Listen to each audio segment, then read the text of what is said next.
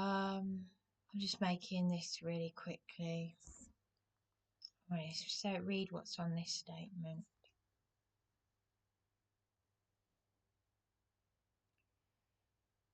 I am actually really scared. And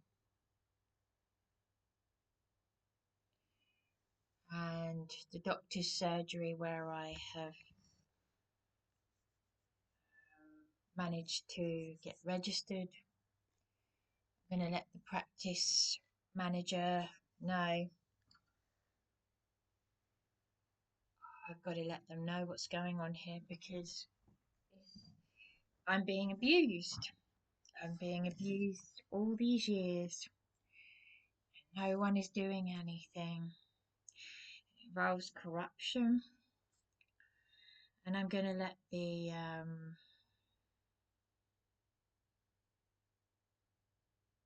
this public figure know this.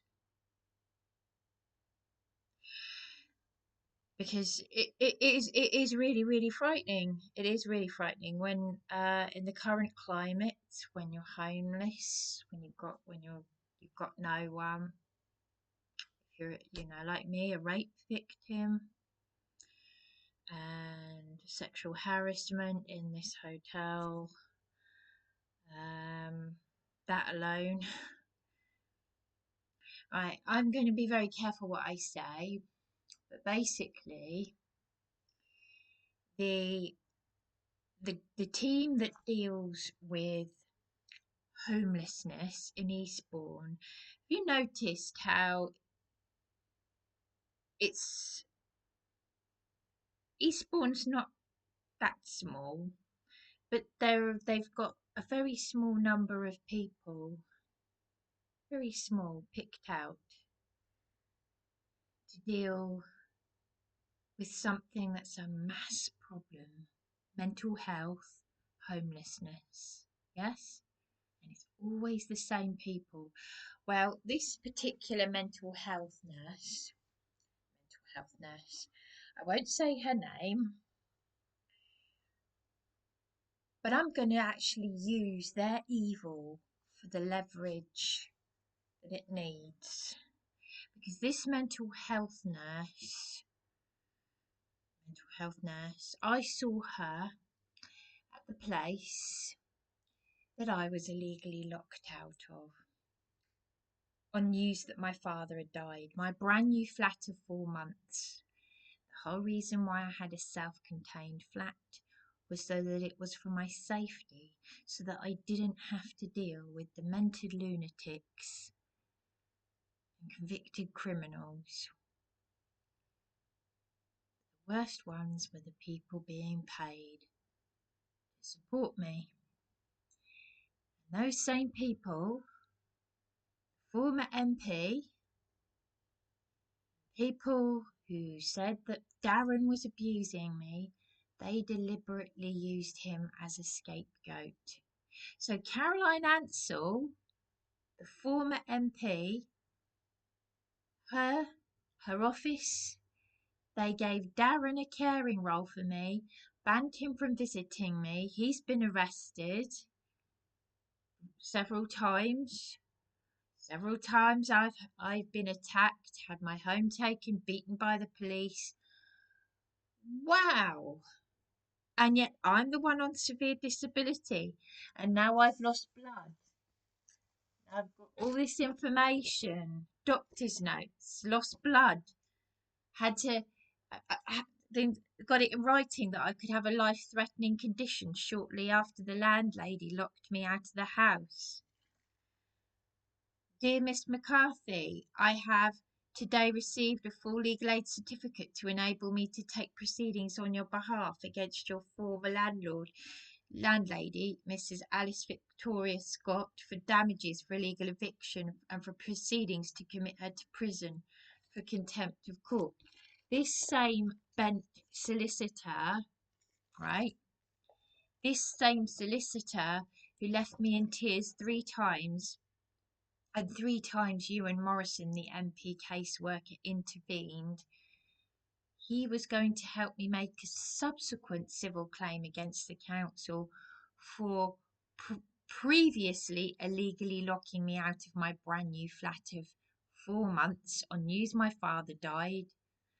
I've used practically all of my late father's inheritance on the hotels, including a hotel that was on GB News for illegal immigrants. Oh, believe me, once I've seen this person and talked to that person about these things.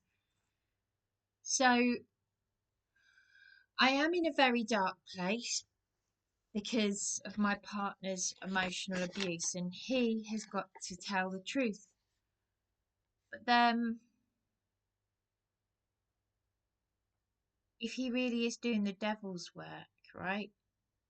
If he really is a sociopath, psychopath, it's like a person you think you know with all your heart, that the person who you love, who's taken your heart. They've taken my home. They've taken everything. The smear campaign, the besmirchment of my reputation. Because let's face it, our Saviour said that those who don't step in and help defend that person and be a man and take that person, defend the woman, and take that person, that makes you complicit. Now, when I think about it, the worst abuse I'm getting is from people who are supposed to be Christians. Same old, same old. It is same old, same old.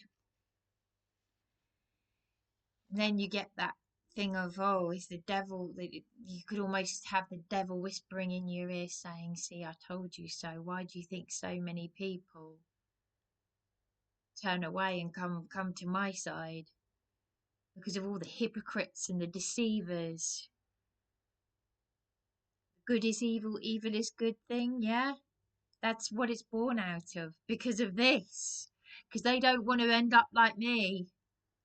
The Satanists, the people that go their own way and go against the word of Yahweh, because Darren took me out of all that paganism. Yeah, otherwise I'd be going to the LGBT and saying, go to the self, because that's what Satan is about, the self, the ego. And I gave up all that paganism, and I said, no, I'm totally giving myself. I belong to Yeshua. He's been emotionally abusing me, willfully neglecting, willfully. Not, oh, a stress thing. So this statement that Darren said, read this statement. This is from last year when the landlady illegally locked me out. Bearing in mind he screamed at me to prosecute him. He's recently assaulted me in recent months, acted very strangely, and just left me alone to deal with all of this. No friends, no family. Oh, he said that we would play board games shortly. This email was the 9th of December from this corrupt solicitor saying that, we're going to put the landlady in prison. And then Christmas Day comes, and this is after Darren has said we'll play games. And he neglects me over Christmas, and I'm getting abuse at the Shoreview Hotel and the other hotels. And well, this is the statement that Darren wrote. Because honestly, I'm on my own. What's the point? I've got to tell it as it is. So many women take their own lives. I had a woman on the out of hours doctor's line, surgery line, saying to me, "You are a strong woman. Keep going." Right. This is Darren's statement for me. I give this statement as Bryony's partner of almost 10 years. Has been 10 years now. During the course of her tenancy at 68 Whitley Road, I've noticed and encountered as a visitor and observer a steady decline in the civility, consideration and courtesy of both the administrators and cohabitees of the letting, especially but not exclusively from the landlady of the property. Despite the apparent quietness that was deemed suitable for Bryony's occupancy with her need for a safe and accommodating environment, a significant and sustained level of accusatory and slanderous backchat has been engaged in against her between the aforementioned parties concerned.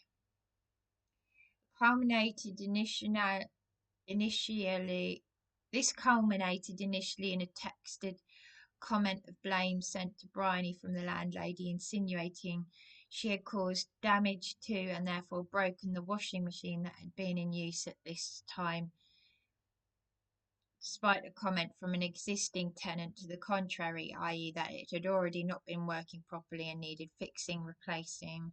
When Bryony challenged this blame and evidenced the reason why the landlady refused to correct her comment.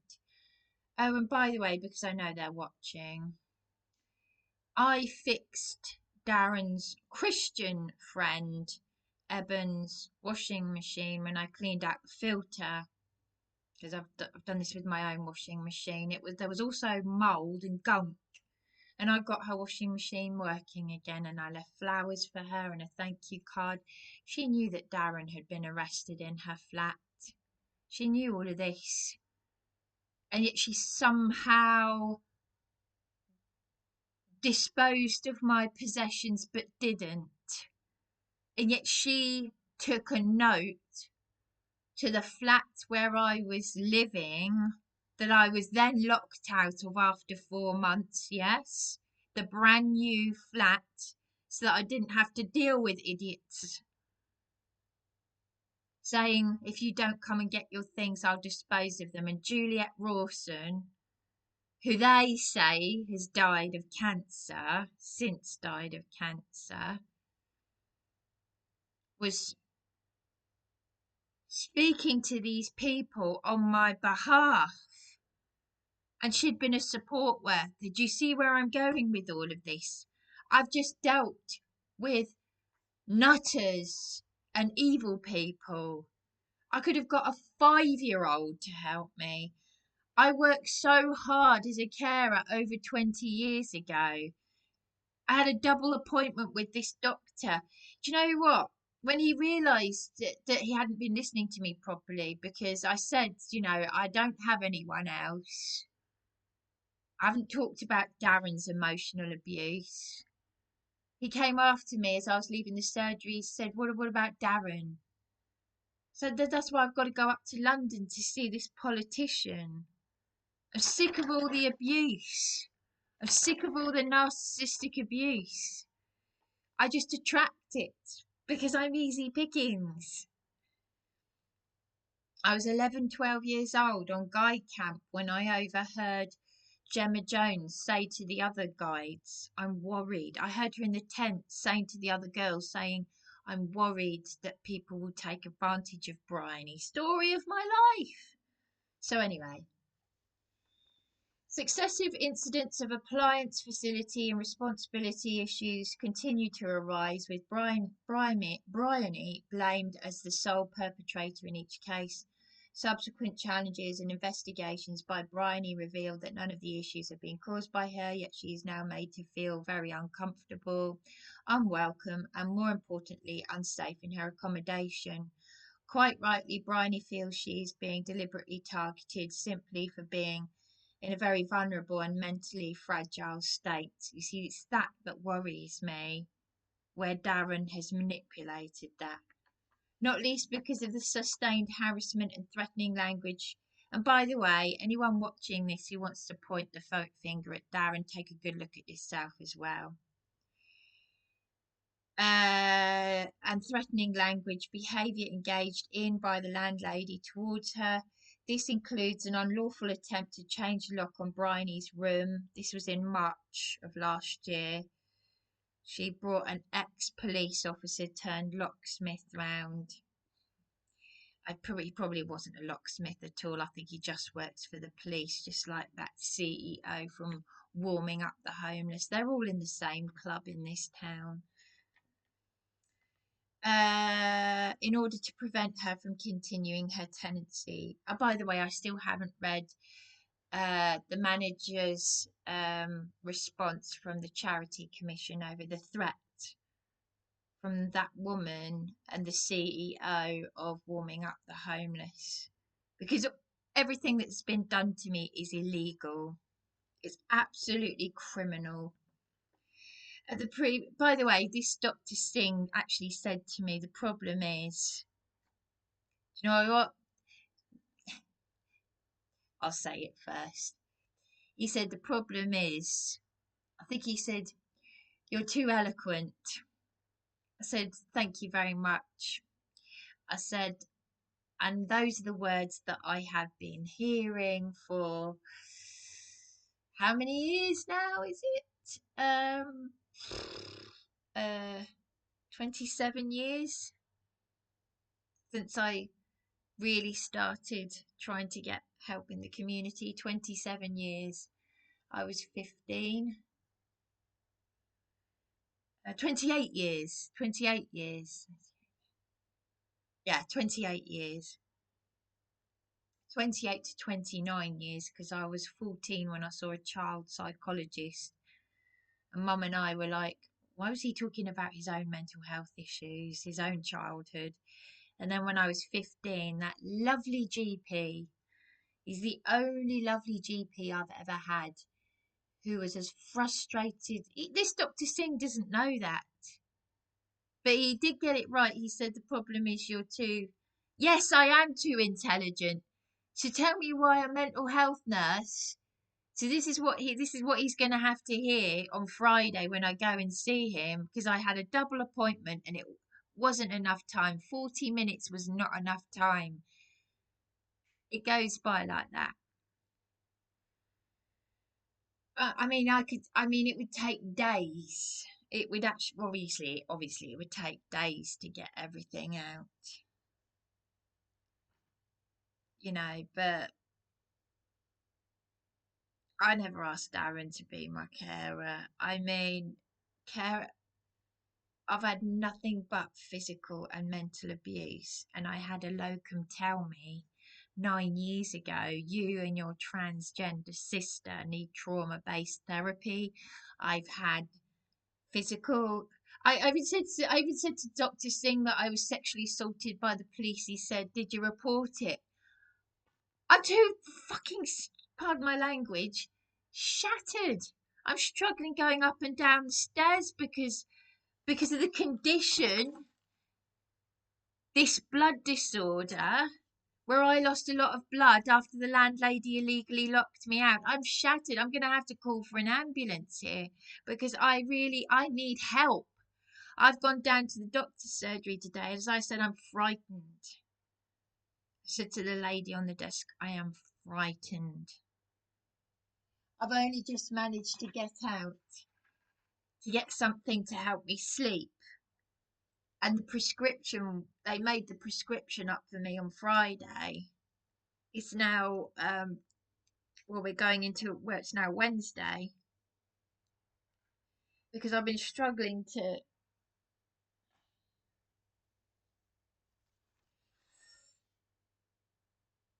This includes an unlawful attempt to change the lock on Bryony's room in order to prevent her from continuing her tenancy. At the previous eviction hearing brought by the landlady, the case was terminated as she failed to produce the key claim form. It was her responsibility as the claimant to provide, yet expected Bryony to have bought a copy of it for her to use. So the court needs this. I would therefore have no confidence in any claim that the landlady seeks to bring now, which is why she threw it out of the court. but she pre-breached the injunction order. I'll come to that. In fact, I would consider that Bryony has every reason to bring counterclaims for compensation and clearance of her good name throughout this horrific ordeal. Thank you for acknowledgement of this account. So the thing is, Darren needs to sign it, but this was last year. The landlady illegally locked me out of that house 15 months ago. Been horrifically abused by the corrupt solicitor. I need to find out where that elderly lady, that fraud investigator, has allegedly been sectioned, because she's on YouTube saying Mr. Holden is my solicitor and etc. etc. She's saying that he's got 16 pages of corruption against him, including sexual harassment. And I can believe anything.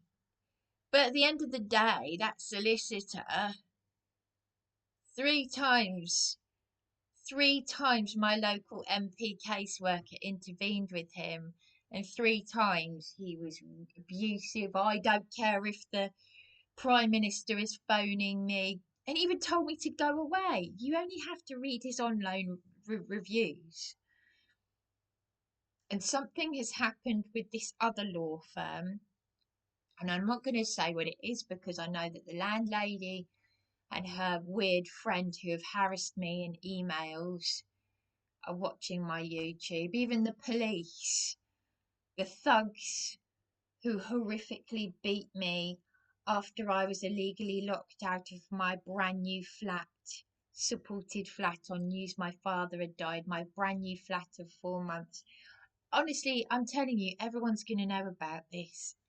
Everyone. Absolutely everyone. I'm going to make sure everyone knows about this. Believe me. So, what was I saying? So, I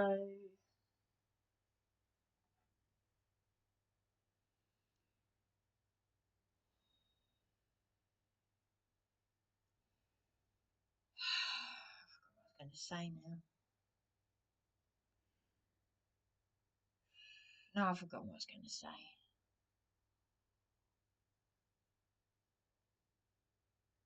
I'm going to make sure everyone knows about this. Yeah, no, I've gone into a very dark place. Where does it begin and end? Overthinking, right? When you're on your own and you've had all this evil done to you, but your partner really has abused and neglected you. So you're not overthinking, right? But you need answers, right? But I'm disassociating from it. My coping mechanism is like for most targeted individuals is to pretend it's not happening. Otherwise, you'd just go nuts. Yeah, I'd just be sitting on the edge of Beachy Head. No, I've got to fight for survival, right? My money's nearly gone. I'm in arrears paying for storage. They've created the disability. They've created it. They've helped perpetuate. How can a locum say you and your transgender sister need trauma-based therapy? I'm a rape victim. I've lost my mother. Staff trained to deal with complex needs couldn't even handle the death of a parent, and they're locking me out of my fucking flat on news my father had died in my nightwear. Pardon my language, but now at least I'm being a human being. But I'm really, really angry. At least that the daughter of that red-haired witch in Greg's, the auxiliary nurse who gossiped and worked for, well, she did something in the psychiatric unit. Sounds like she belongs in there. So many of them do, though, don't they? They work in these places and they've got more issues than the patient. I tell you what, when I was in the psychiatric unit trying to get help, it was the patients. 9 times out of 10, they were the ones that were showing care, right? The staff were just mind controlled into a system where they're popping out billion-dollar industry pharmaceuticals. I'm talking to this woman who's telling me she's been going there since before I was born and now she's dribbling because she takes antipsychotics. And I'm thinking, you don't need no one needs antipsychotics. And the stupid American doctor, that little, I can't believe she's a New Yorker, but that quiet one, it's the quiet ones you want to be careful of. Saying, oh, you need to get help in the community. Community? That's what I've been fucking asking for 28 years. See, pardon my language. But I can't be a woman of Yahweh if I haven't got a man of Yahweh, right?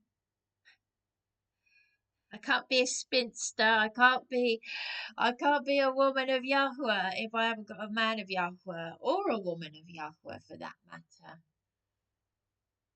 Hmm. That reminds me, I've got to watch the rest of Mark Devlin. I've said this many, many times. I met Mark Devlin at the Truthers Conference. And if you want, it's a video of Ray Savage, by the way, if you want to look him up. The clip of him where he's being interviewed over speaking to Ella Draper. He dated the mother of children I played with, and I've still got some nice things to say about Kate and Rebecca because I wanted to give a funny anecdote about a horse that was in a field across the road from their lovely cottage. And how I got her hair caught in this horsehair brush because I was scared the horse's end came near me. Um, because we were like the children from Little House on the Prairie. I've often said that. But yeah, there's a Ray Savage dated the mother of those children. And maybe one day I'll have another little rant about John Day. He was a magician, like Paul Daniels. He was a member of the Magic Circle, and yes, it is dodgy. It's I think even Prince Charles was a member of the Magic Circle, but he was one of the best magicians. And I should, in the storage units that you and the MP caseworker was meant to look into, I've got a scrapbook and I've still got the party bags he did.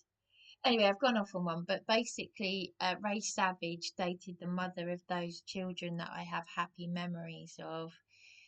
And there's a clip of Ricky Dearman who was part of that, allegedly the Satanist of those, the father of those children. Anyway, Mark Devlin was also at that Truthers Conference at Ashburnham Place in Battle, and he said something about Baphomet. Before I went to the Truthers Conference, right, because it's a small world, obviously. Adamant's best friend worked across the road from our house, and I was heavily into Adamant. Well, Darren and I was looking for stuff about Adamant, and Mark Devlin said things about him, and then I found out a bit more with my own research, and I've got the evidence to back up my claim that Adam Adam worships Baphomet because he's actually doing the pose of Baphomet as Prince Charming on the disassociative Masonic floor, and apparently that was filmed in a Freemason lodge. I actually thought it was filmed at Pinewood Studios, but I just stumbled across a new video of Mark Devlin, and Mark Devlin is talking about Abba, right? I was heavily into Abba when I was heavily into Anne Boleyn and astrology at the age of 11 and 12 years old. Abba split up the year that I was born in 1982, and Bronya got me, Bronya, my transgender sister, she got me the movie of the Australian movie Abba the movie in 1994 on video. I think it was 1994, but I was so excited. I was like, "Oh, I didn't this was this?" And there is actually an American guy in the I remember the American guy saying in because ABBA were big in Australia. Well, there's an American guy who says Abba means father. And I told Darren this. I said, oh, there's actually a bit where, because Abba is Hebrew for father, right? I say Abba Yahweh. Well, Mark Devlin has given a breakdown because Darren and I have since learned that ABBA were part of they're part of the Illuminati. They're sold into the club, and this is why we saw a documentary of why Sweden doesn't like ABBA, and all they had to because Sweden have got their own culture of folk groups. They're not like pop musicy people. Well, they weren't at that time anyway. And when ABBA became famous, they sniffed at ABBA because they knew what ABBA had been sold into, right? So, um, I mean, this TV documentary about ABBA and Sweden, they didn't use the word Illuminati or anything like that, but they alluded to, and there was all that symbolism. There's some symbolism that's sort of goes under the radar, but Darren and I knew what we were seeing, yeah. And of course, at that time, I actually really, I've said this many times. I went through a period as a child where I fancied effeminate looking men, and I really, really, really, really fancied Bjorn. And of course, Waterloo, he's wearing the makeup. They've made him look effeminate. He's probably wearing more makeup than Yetta. And but of course I didn't know the programming. I mean, obviously now I know that Deuteronomy in scripture says a man shall not wear a woman's garment, a woman shall not wear a man's garment, and all of that. And I didn't actually know that Bjorn was an atheist because, of course, I didn't read up that stuff. This was the early 90s. I didn't have access to the internet or anything, so I didn't know anything. I just knew what I knew, like trivial stuff about ABBA. Um, you just bits and bobs. And of course, on Christian camp, there was that woman that tried to talk me out of astrology, but she wouldn't tell me why it was bad or why she didn't want to tell me her birthday. So it's like I said, it's been years of a journey. But anyway, so Mark Devlin said very interestingly, because Bronya and I, my sister and I, we're both emotionally attached to ABBA. I do remember some years ago saying to Bronya, I mean, obviously, my middle sister, my transgender sister, was born in 1974. And we actually went to, I think it was the 25th or 30th anniversary of Abba at the Brighton thing.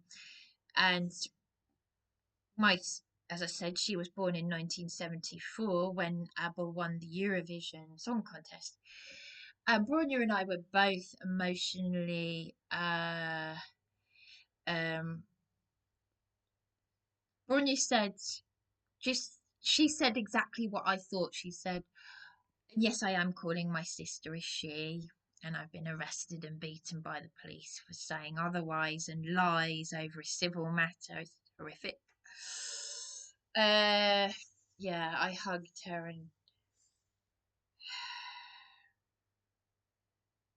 I can see the pain in her eyes, and her support worker swore at me because I wouldn't call her a man.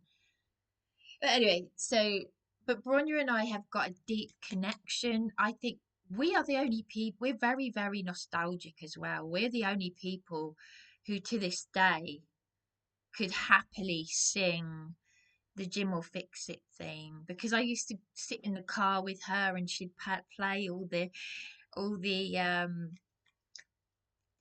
BBC, the children's programs that we grew up with, and we'd sing them. We'd sing Jim will fix it, and I'd sing Super Ted and all of that. Because obviously I've said about my perversion with Super Ted and Mickey Mouse. Oh, by the way, that cartoon, it was released in 1936, the year before my mum was born. That Mickey Mouse cartoon that turned me on, that filthy cartoon, The Rival, it's called. Anyway, so, oh, and by the way, Walt Disney actually sacked an employee, and I said this to Mum. I was so upset. She told me not to be upset. Apparently, Walt Disney sacked an employee for making an actual cartoon of Mickey and Minnie having sex. I would like to, I'd really, I've looked online. I can't find it. Maybe they threw away the original reel. But like I said, me and Mum have got Mickey Mouse trauma and memories and happy stuff. She saw a Disney film, a Disney cartoon, a Mickey Mouse cartoon during the war, which was cutting edge back then. That's like Tron in 1982, you know. Mum watching a Disney cartoon during the war was quite a thing, you know. You had to have a bit of money and cine film. And she had a Mickey Mouse gas mask, and I got to go to Disney World in 1989. So anyway, I'm as I said, I did say I'm extremely nostalgic. But what Mark Devlin has said about ABBA, like I said, it's good for me to talk about this stuff because it's like it's catharsis, you know. I'm going through absolute hell, and it just really helps, you know. Just talking therapy. No one's there to bloody listen, but I don't care. If it helps anyone, it helps anyone. I don't care. But anyway, what was I saying? So Mark Devlin, he said, right, how, because I even remember, you know, like my mother, I've said this before, and my mother would forgive me. You know, it's all good to talk about this stuff. It's not, there's nothing to be ashamed of. I think my mother's amazing, and this is why I say this stuff. My mother had an illegal abortion in 1958 in Pennsylvania by a man who was selling his body to other men. She told me that in the Hydro Hotel. There we are having afternoon English tea like middle class people do. Cup of tea, you know, it's a sandwich and a cake. And then my mother just says something like totally taboo, shocking, shock horror, like, and she's in tears because, you know, her generation and people just don't show emotions. So, uh, yeah, and she said that this man had been selling his body to other men, which made it 100 million times more shocking and upsetting to hear. Um, think of the diseases he could have given her. Because it is, I have since thought about this. My mother had to have a hysterectomy, and then the cancer came back and spread and became a rare cancer, and I was in that hellhole across the road, and I was forced to sign a homeless application 6 days before she died, and she thought these bastards were helping me. The social worker landlord just said he'd get a good pension out of it, and ironically, he died of cancer. So, but anyway, so yeah, my parents met at sea in the early 70s, and they just got married very quickly, 1970. Now, my mother has said to me that the two best inventions ever, one of them I agree with, the tampon, uh, and without being graphic, when you've been illegally locked out of a house by an evil witch of a landlady and you've lost a lot of blood, to the point where Darren should actually have put this in his statement, although I think it happened after. No, I think it happened after this statement. This was before she illegally locked me out in July, on the 5th of July. He had to go and get some clothes for me. I 3 times in one day, several pairs of shorts in the space of an hour or two. I mean, and that Monique Prescott, that stupid man Monique Prescott, at the very homeless hub where they're supposed to be helping me, and I had blood down my leg. This is what the solicitor is supposed to be fucking helping me. This is what they're supposed to be doing. This landlady has committed a serious crime, and this is a legal aid certificate to commit her to prison. So pardon my language. But obviously, this evil woman, this demented lunatic, and her friend in Seaford have harassed me in emails, and they're watching my YouTube, as are Eastbourne Police. Yes. I'm going to be looking for some real men, believe me. You wonder why I'm a spinster? I'm so much happier as a spinster because I'm looking for real men out there, and I'm going to find them, believe me. Once I go and meet this politician up in London. So anyway, so as I was saying, this what Mark Devlin was saying about Abba, he's this one never actually occurred to me. The social engineering of divorce.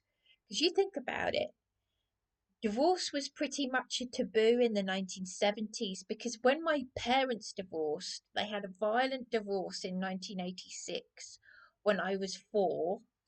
And my eldest sister said that even at that time in 1986, it was fairly rare for middle class families in that area of Buckinghamshire, because my eldest sister, she went to a grammar school. Not we're not we're not rich people or anything like that, but it's an affluent area, and with my father's working class, my mother's middle class, it was quite, you know the teachers at the school were like wanting to support Tanya because of the violence. So it's a violent divorce. That's why when she was 14 and moved down here to be with my adoptive grandmother, my adoptive grandmother, she'd actually be 121, not 119. She'd be 121. She was born on the, I think it was that she was born on the 9th of October 1904. grandma was. So she'd be 121 and mum would be 87. Yeah. So Tanya moved down here to live with grandma, and she said that when she went to Tideway, which was pretty much like Grange Hill on the southeast coast, and she'd get into fights with people. So she's gone from middle class, um, you know, grammar school to Tideway, getting into fights, drinking in the pub, and mum was angry. But obviously Tanya is damaged. She was 14. And we weren't brought up like that to drink and smoke and stuff. But that's my sisters were smokers in their teens. Me and my mother can't stand cigarettes. That's why I'm surprised she married my father. But he was a smoker. Um, didn't drink, but smoked, as far as I'm aware. But yeah, so it, yeah, so even so Tanya said that when she went to Tideway, it was like, oh, most people's parents are divorced because of the culture shock. She'd gone from Buckinghamshire middle class grammar school to Grange Hill by on the coast, working class, where many parents are divorced down here. So it's a culture shock, yeah. So when you've come from an affluent area to a town with a port, which is New Haven, this is why I still can't believe that I walked into town wearing the Edwardian dress that my mother made with the pinafore and the petticoats, with a Victorian doll's pram and the dolls, the antique dolls in the pram. Because it's a rough town. Even in the early 90s, it's a daring thing to do. So, but what Mark Devlin was saying is that ABBA was socially engineered to make these highly emotionally charged songs about their painful songs about their divorce.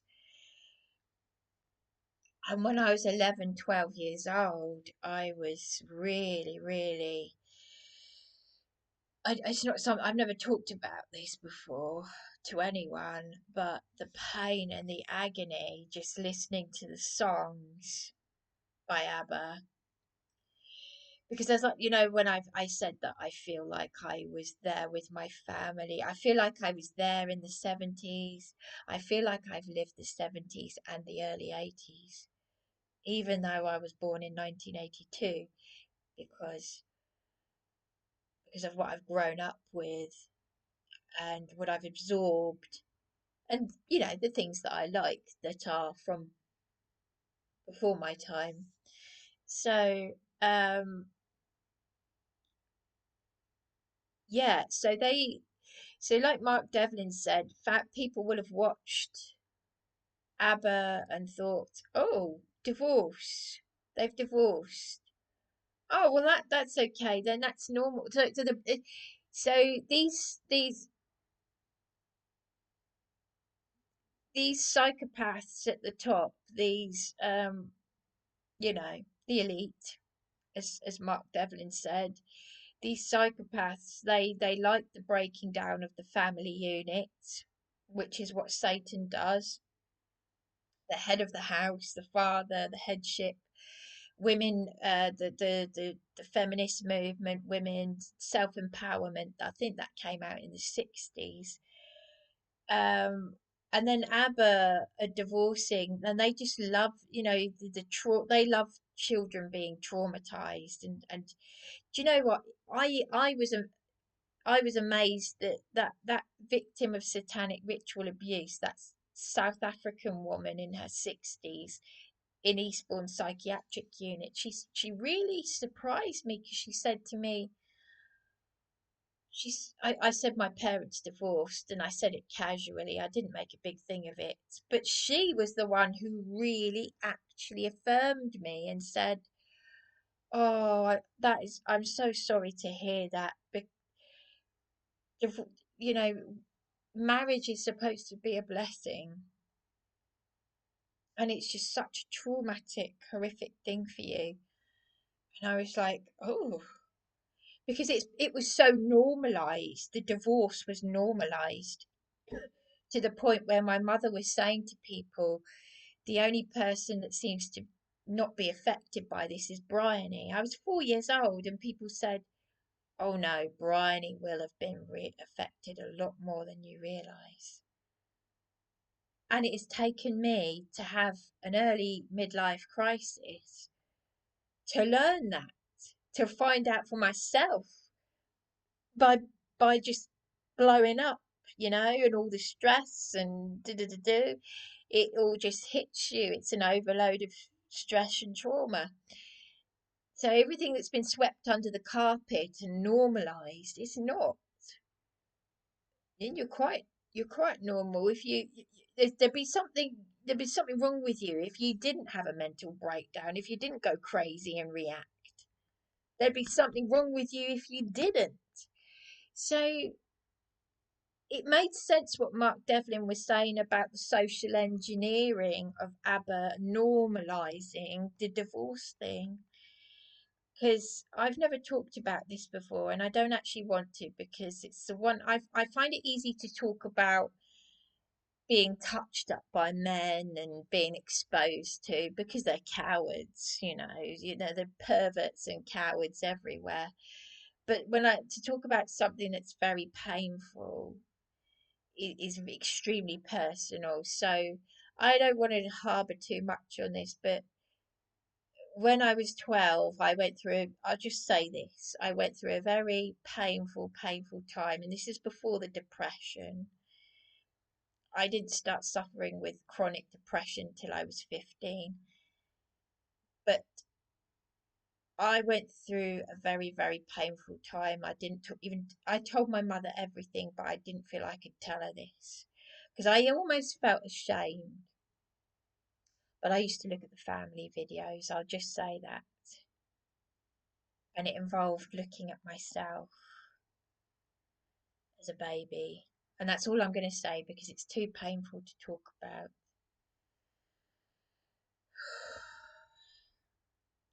And as I said, as a child, I formed a complex about men. I'd had a thing about men with beards. Yeah, even Father Christmas. Yeah, Santa, aka the anagram of Satan, Santa, Satan. But of course, us English people say Father Christmas. But I had a thing about men with beards. Um, Complex about men. But anyway, that's something else.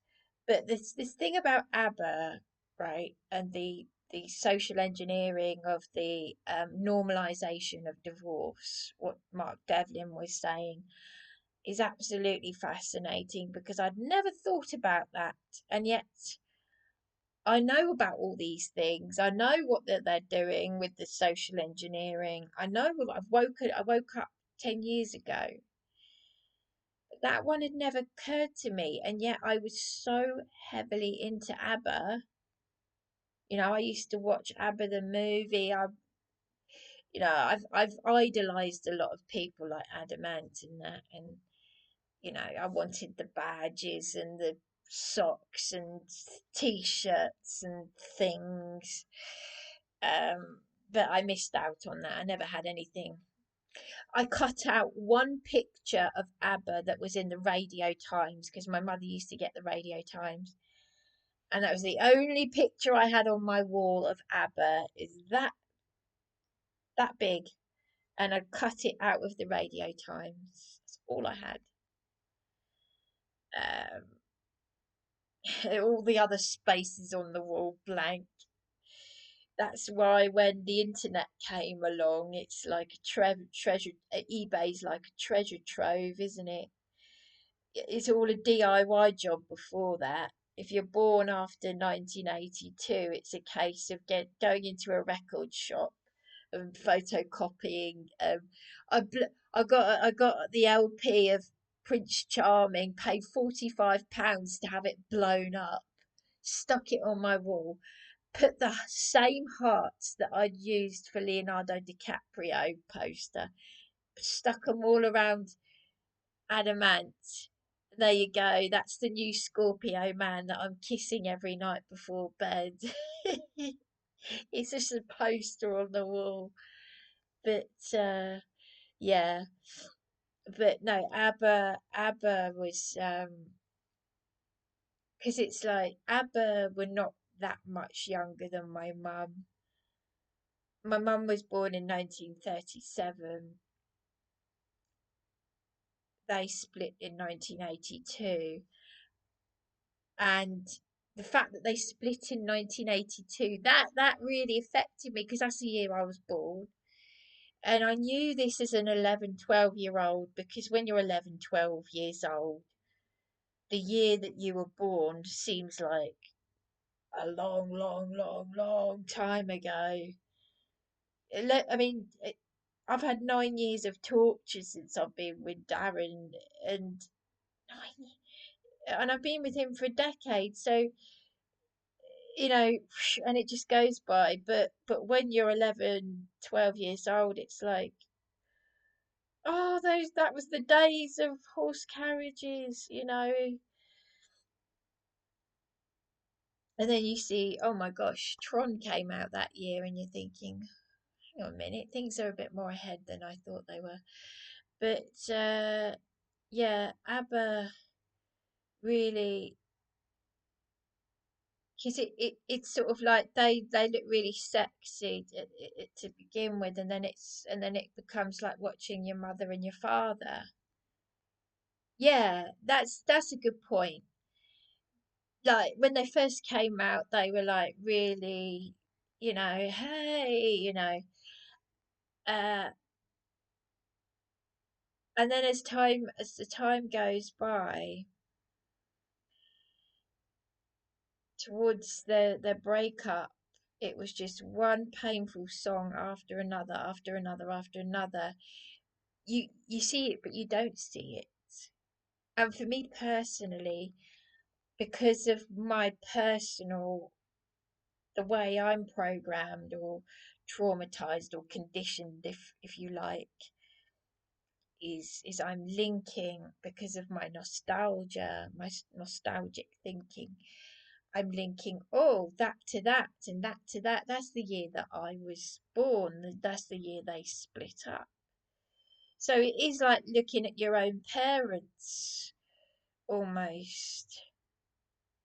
And because I'm trying to relive a time that I didn't live in, which was the 1970s, but I feel like I was there. I've said this with a lot of things. Well, like I said, even my own middle sister, I'm sure she will understand because I only had to say one song to her. I said Eagle, and she went, oh, yes. We were talking about songs that have an emotional, deep impact, and I just came up with that one. And she said, well, just think about it. They've obviously got to be very talented to have written. If they can have that much of an effect on you, they must be very talented. But Mark Devlin is basically saying, no, this is actually more than that. It's social engineering. We've been programmed to think that divorce is normal. No, you work at marriage. You work. And apparently, my father didn't want a divorce, according to my mother. But maybe, even though she thought he was going to kill him and he had his hands round her neck and he was strangling her and he was going to kill her, and the only thing that stopped her from killing him was the fact that I was sitting on his lap. he'd just been strangling her, and she came out with a rolling pin. And like all women who've gone through this, she because they pick up objects. Women naturally do that. It goes back to caveman times.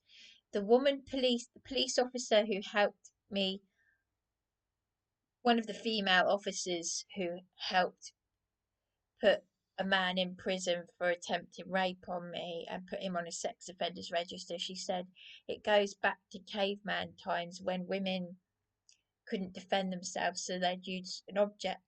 And my mother suddenly thought, she came to her senses and she thought, Bryony would be traumatized for life. I'd go to prison. Bryony would go into care. She said that's what went through her mind. So it's a good thing that I was sitting on my father's lap, because that stopped her from killing my father. And this has all been normalized. So I'm listening to Abba at the age of 11, 12, feeling unbearable pain and no one to listen, no one to hear it, no one to talk to. So I find it fascinating. And I'm going to comment on Mark Devlin's video and say this because I can't be alone in this. You think of how many people there are out there who've got so many emotions about songs, who've gone through so much trauma that's never been talked about, but it's all normalized as a child. Divorce. No.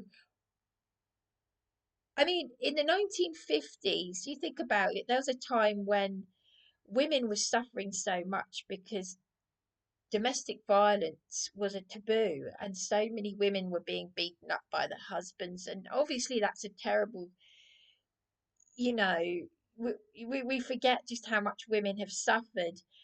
But of course, I'm going through emotional abuse and I've got no one to talk about it. But, here, yeah, you see what I'm saying. But the point that I'm making, you see the point I'm making. But marriage is still something that we should work at, and we should not normalize divorce. I went through that period where I was self-empowering myself, and Robert got me the book. Uh, no, he suggested it, A Woman in Your Own Right. But I was already doing that stuff anyway. But self-empowerment, you have to be careful because it is still very new agey and it's not good. You think it's good in the same way that, oh, astrology, there's a lot of truth in it. Well, say Satan is the father of all lies. He's going to put truth in it. This stuff is going to help you. But there's a reason why there is a law, the law of Yahweh. But anyway, I didn't realise that the New Age mysticism of Jewish New Age mysticism used the name Abba, because Abba is does mean father. Abba Yahweh is the Hebrew word. I mean, Charlie Kirk. I mean, I actually corrected Charlie Kirk in a video. He said that Abba is the Greek word for father, and I already knew it was Hebrew. So just goes to show not everybody's. And for example, I'm not going to agree on everything that everyone says, however much I'm not up people's bottoms. Like, for example, I'm going off on a tangent here, but Nick Tenconi, for example, he's saying, we're a Christian country and we are, and celebrating Easter, but Easter is pagan. So I'm gonna, whilst I support England being England with English flags and it's in a Christian country, I'm not going to support the pagan stuff, because that's nothing to do with Abba, Easter, and praying to dead people, divination. the lies of the Catholic Church, which I was indoctrinated into because I did my first Holy Communion when I was 8. Prior to that, I was christened when I was 6 or 7. Um, I'm not being rude about people. I'm talking about the lies and the deception of the enemy. But anyway, there we go. I just think that's really interesting what Mark Devlin has put out. So it's food for thought. So, uh, yeah, that was the 1970s and the early 80s, and divorce was being normalized. But I have list, but having said that, I have, I could feel Agnetta's pain. Okay, with people like, and I have to be careful what I say, Erica Kirk. People, I'm seeing all these videos where people are saying, "Oh, look at her. Look at her eyes. Look at the deception." Yes, the eyes say a lot, but you can't, you still can't always be sure. And people are very good actors and actresses, even with their eyes. I mean, I've shown a lot of anger and fierceness with my eyes when there's actually humility in me. So you have to be very careful what you say. But I definitely could feel Agnetta's pain, and she's she became a recluse. She suffered from depression. It doesn't sound nice how Bjorn treated her, and from the biopics that I've seen, and it's just horrible, horrible. And I've listened to her in interviews, but the song, you can feel the pain. So, um, yes, I do believe that there is social engineering. Let's call a spade a spade. And maybe I think the Charlie Kirk thing could be a psyops. But I was emotionally moved by Charlie Kirk. Where once I knew who he was, and I had already seen him on YouTube in one or two clips, but never taken an interest. Once you know a few things though, and you just, anyway, there we go. There we go. This has been over an hour, so really, this was supposed to again be a few minutes long. It was this statement by Darren. Um, but I need to find out where this is all going. I'm signing off.